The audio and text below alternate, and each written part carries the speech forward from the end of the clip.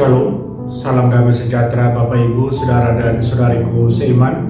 Senang berjumpa kembali dengan Anda dalam permenungan harian Sabda Tuhan, Embun Sabda Minggu Prapaskah yang ketiga, 20 Maret 2022. Semoga Anda dalam keadaan sehat walafiat, tetap semangat, tetap tersenyum, dan tetap berpengharapan pada Tuhan kita Yesus Kristus.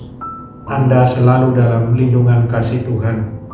Buat saudara dan saudariku yang sakit, saya berdoa dalam nama Tuhan Yesus, Anda sembuh. Saudara dan saudariku seiman, gereja hari ini mengajak kita merenungkan 3 bacaan suci. Bacaan pertama dari kitab Keluaran, bab 3 ayat 1 sampai 8, dilanjutkan ayat 13 sampai 15. Bacaan kedua dari surat pertama Rasul Paulus kepada jemaat di Korintus, bab 10 ayat 1 sampai 6, dilanjutkan ayat 10 sampai 12.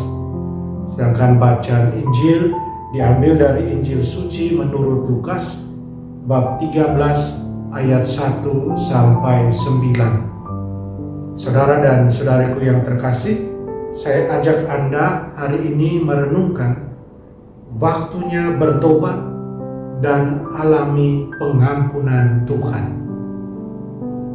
Saudara dan saudariku yang terkasih, mari sebelum kita dengarkan dan renungkan firman Tuhan, kita tandai diri kita dengan tanda keselamatan dalam nama Bapa dan Putra dan Roh Kudus. Amin. Injil suci menurut Lukas bab 13 ayat 1 sampai 9. Sekali peristiwa datanglah beberapa orang kepada Yesus dan membawa kabar tentang orang-orang Galilea yang dibunuh Pilatus, dengan darahnya dicampurkan dengan darah kurban yang mereka persembahkan.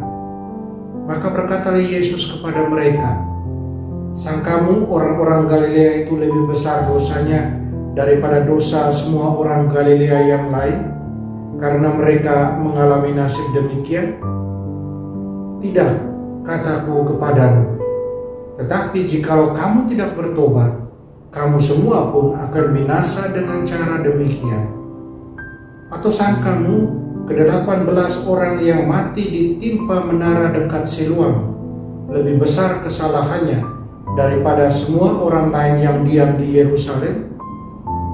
Tidak, kataku kepadamu, tetapi jikalau kamu tidak bertobat, kamu semua akan binasa dengan cara demikian." Kemudian Yesus mengatakan perumpamaan ini. Ada seorang mempunyai sebatang pohon ara yang tumbuh di kebun anggurnya. Ia datang mencari buah pada pohon itu, tetapi tidak menemukannya. Maka berkatalah ia kepada pengurus kebun anggur itu, "Sudah 3 tahun aku datang mencari buah pada pohon ara ini, namun tidak pernah menemukannya. Sebab itu tebanglah pohon ini. Untuk apa pohon ini hidup di tanah ini dengan percuma?" Pengurus kebun itu menjawab, "Tuan, biarkanlah dia tumbuh setahun ini lagi. Aku akan mencangkul tanah sekelilingnya dan memberi pupuk kepadanya. Mungkin tahun depan akan berbuah. Jika tidak, tebanglah." Demikianlah sabda Tuhan. Terpujilah Kristus. Saudara dan saudariku yang terkasih dalam Kristus, apa yang menyebabkan penderitaan dan apa yang Tuhan ingin ajarkan kepada kita melalui penderitaan tersebut? Orang-orang Israel sangat menderita di bawah pemerintahan Mesir yang menindas mereka selama lebih dari 400 tahun. Apakah mereka menderita secara tidak adil? Atau apakah Tuhan marah kepada mereka? Tuhan, kita tahu, tetap setia kepada umatnya Israel, bahkan di tengah penderitaan dan perlakuan buruk yang mereka alami. Tuhan dalam rahmat-Nya tidak melupakan mereka atau meninggalkan mereka. Sepanjang sejarah panjang pengasingan dan penderitaan mereka, Tuhan membuat mereka kuat dan mereka bertambah banyak. Tuhan mendengarkan permohonan mereka untuk belas kasihan dan kebebasan. Dan Tuhan membangkitkan seorang penyelamat bagi mereka yang disebut Musa, yang dia sendiri ajar, Tuhan sendiri ajar dan uji di padang gurun, sampai Musa siap untuk mendengar dan menaati panggilan Tuhan. Saudara dan saudariku terkasih dalam Kristus, dalam bacaan pertama kita akan dengar ketika Musa mendekati gunung Tuhan di Horeb, Tuhan membuat kehadiran dan kehendaknya diketahui oleh Musa melalui tanda yang luar biasa. Semak duri terbakar dahsyat, tapi tidak membahayakan, tapi tidak menghancurkan. Semak duri yang menyala ini melambangkan tanda kehadiran dan kuasa Tuhan untuk menyelamatkan umatnya dari kehancuran. Api hadirat Allah selalu menunjukkan kasih dan belas kasihannya yang memurnikan, yang membakar habis dosa dan membentuk kita kembali dalam kekudusan dan kebenarannya. Sama seperti emas diuji melalui api, Tuhan menguji dan memurnikan umatnya dan mengisi mereka dengan api cinta dan kekudusannya. Saudara dan saudariku yang terkasih, ketika Yesus mengkhotbahkan kedatangan kerajaan damai dan kebenaran kepada umatnya, dia memanggil mereka untuk bertobat dan percaya kepada Injil. Ketika kita memulai masa retret agung ini, kita kenangkan akan itu Yesus yang memanggil kita untuk percaya kepada Injil dan bertobat. Injil adalah kabar baik tentang pengampunan, damai sejahtera, hidup baru dalam Roh Kudus. Banyak tanda dan mujizat Tuhan yang mau menunjukkan kuasa kerajaan Allah yang membobol kehidupan semua orang yang berpaling kepada Yesus dengan iman dan ketaatan.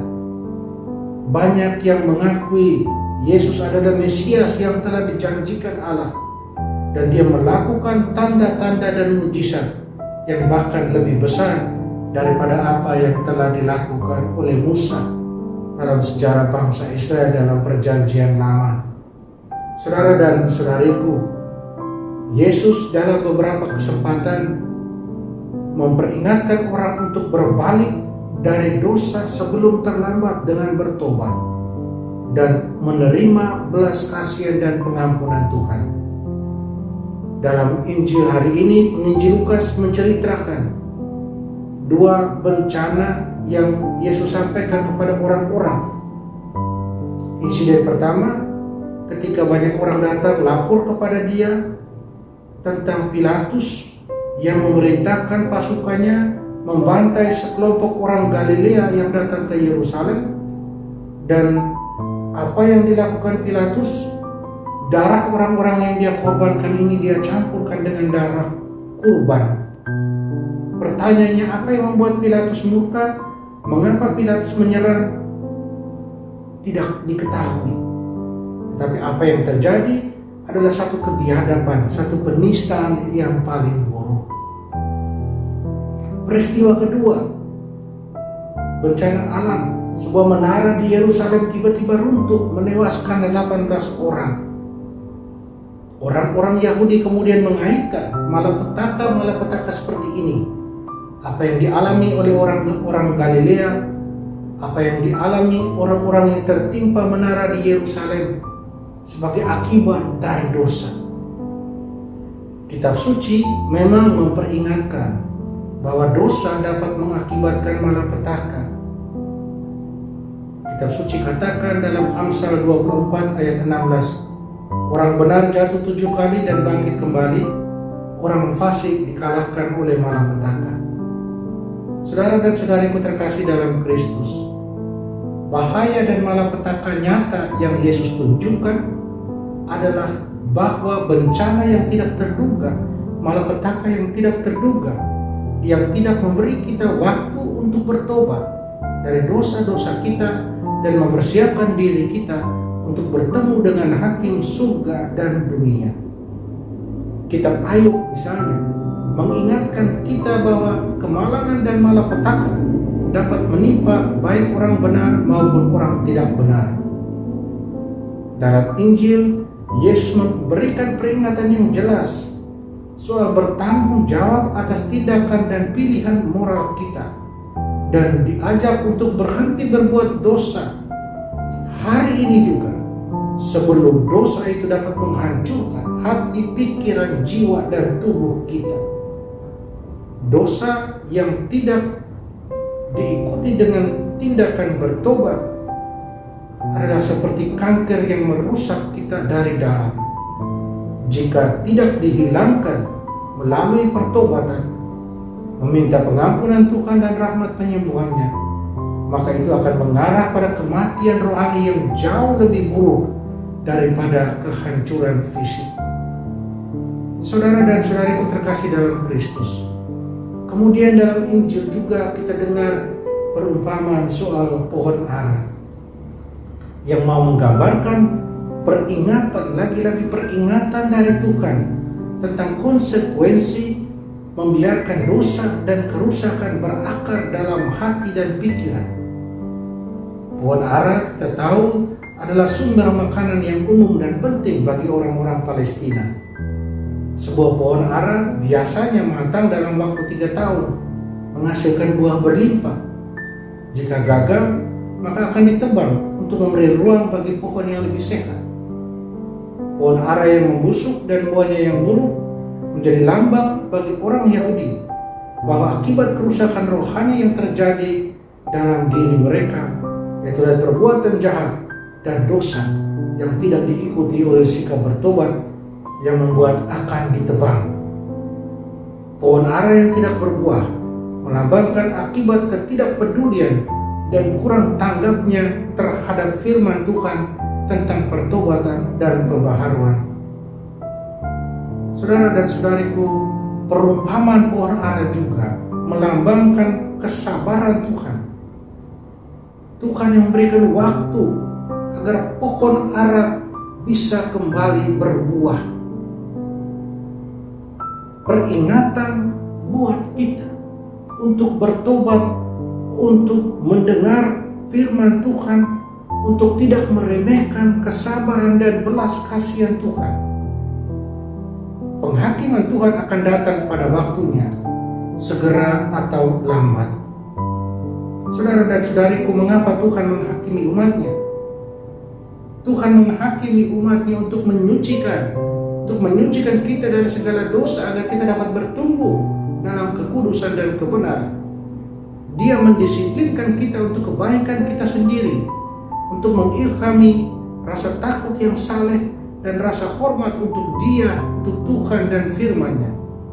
Tuhan itu sabar, tetapi bagi mereka yang dengan keras kepala memberontak melawannya dan menolak untuk bertobat dan mengubah jalan mereka, ada konsekuensi yang harus ditanggung, kehilangan jiwa dan tubuh. Saudara dan saudariku yang terkasih, Tuhan dalam belas kasih-Nya memberi kita waktu untuk berelasi dengannya. Tetapi waktu itu kapan? Sekarang. Kita tidak boleh berasumsi bahwa tidak ada yang terburu-buru. Kematian yang tiba-tiba dan tidak terduga membuat seseorang tidak punya waktu untuk bersiap menyelesaikan pertanggungjawabannya ketika dia harus berdiri di hadapan Tuhan pada hari penghakiman. Yesus memperingatkan kita bahwa kita harus siap sedia setiap saat. Menoleransi kebiasaan berdosa dan memaafkan dosa dan kesalahan tanpa pertobatan akan menghasilkan buah yang buruk, disiplin yang menyakitkan, dan penyakit rohani yang mengarah pada kematian dan kehancuran. Tuhan dalam belas kasihan-Nya memberi kita rahmat dan waktu untuk berpaling dari dosa, dan waktu itu adalah sekarang. Jika kita menunda bahkan untuk sehari, kita mungkin menemukan bahwa kasih karunia telah berlalu dan waktu kita telah habis. Apakah kita siap untuk itu dan bertobat dan siap menerima belas kasih dan pengampunan Tuhan? Apakah kita terus lapar akan kebenaran dan kekudusan Tuhan yang Dia tawarkan kepada kita? Semoga. Amin. Mari kita berdoa mohon kekuatan dari Tuhan. Tuhan Yesus, tingkatkan rasa lapar kami akan Engkau, sehingga kami dapat tumbuh dalam kebenaran dan kekudusan. Semoga kami tidak menyia-nyiakan anugerah saat ini untuk mengatakan ya kepadamu dan pada kehendak dan rencanamu untuk hidup kami. Dan semoga kami menjadi pengikut-pengikut-Mu yang selalu siap bertobat jika kami salah jalan. Amin. Mari kita mohon berkat Tuhan, Tuhan sertamu, kita sekalian, semua orang yang kita sayangi dan kasih, usaha dan kerja kita, dilindungi, dibimbing, dan diberkati Allah yang Maha Kuasa, Bapa dan Putra dan Roh Kudus. Amin. Saudara dan saudariku, jalanilah hari Minggu Prapaskah ketiga ini dengan senyum.